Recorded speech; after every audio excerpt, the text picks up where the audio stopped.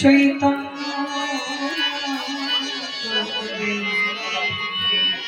দেব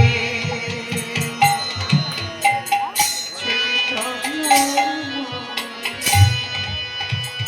আমার চেতনা চৈতন্য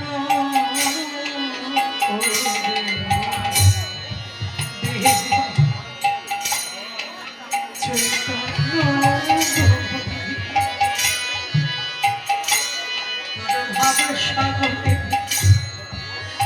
ভেসে ভেসে ভাবে সাগরে ভেসে ভেসে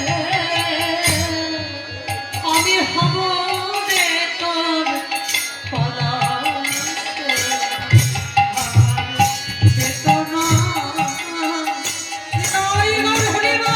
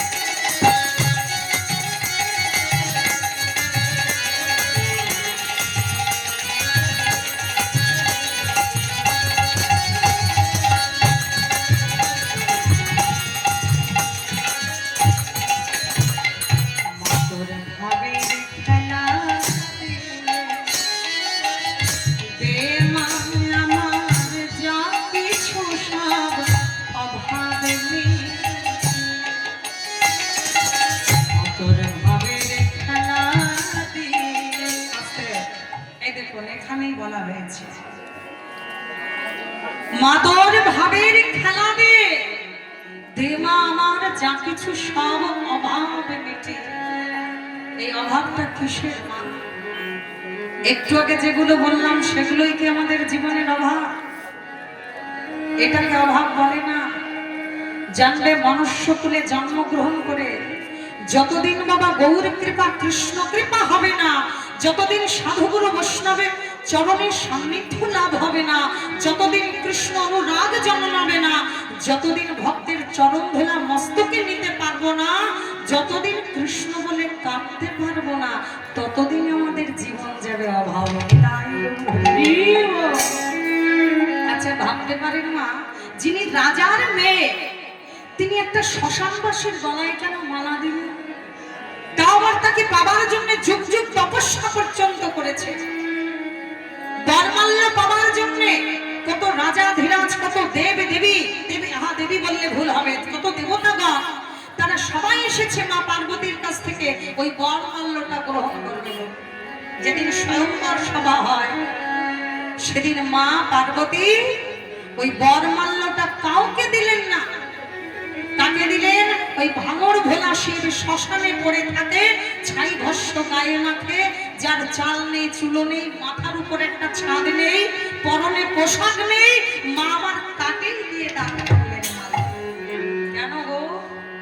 একমাত্র মাই জানতেন ওই মহাদেবের আসল স্বরূপটা কি।